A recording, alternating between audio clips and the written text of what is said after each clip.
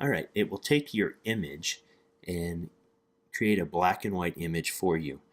The green shown here depicts the area that is being selected to create the shape.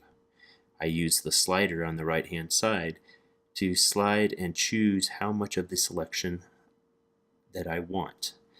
Now this particular image, I don't want the square edges on the outside, so I'm going to select the icon in the upper right hand corner. It's a square with rounded corners and a circle. Kind of reminds me of a brownie camera. Select this, and now the slider allows me to adjust the lighter parts of this image, which is more of what I want, that organic shape. So I'm going to choose the area that you want that gets the level of detail that you're wanting. When you're ready to go to refine mode, you select the green button on the right hand side. From here we go into a refining method. There's a little toggle down here on the right that allows us to either add or subtract from the selections here. I don't want some elements down here, so I'm going to select those areas. When it turns white, that means it's not selected. I accidentally selected these petals here, so if I toggle back to the plus and select it with my finger, those areas will be reselected. I can zoom in and out. I want to get rid of some of this over here too, so I'll change that back to a negative.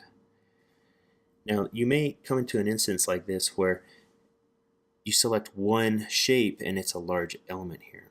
The easy way to fix that is to select the left arrow in the lower right hand corner. That'll bring us back to the previous stage. I'm going to bring down the contrast a little bit and then reselect that. Now you can see that the area up here is no longer one giant shape.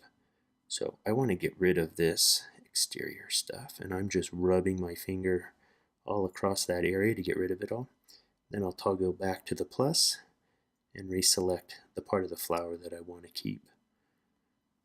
Fine-tune this to your liking, and that's why I like this app, is that it's not just a flat filter.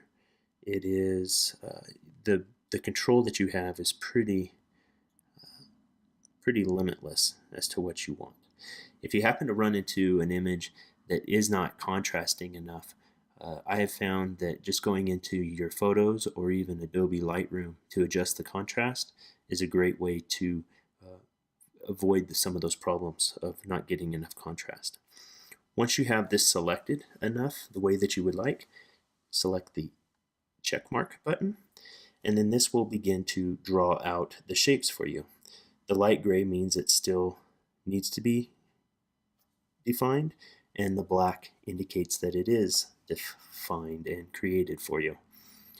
When it is done creating the shape for you, the keyboard will come up and you can type in your name and save.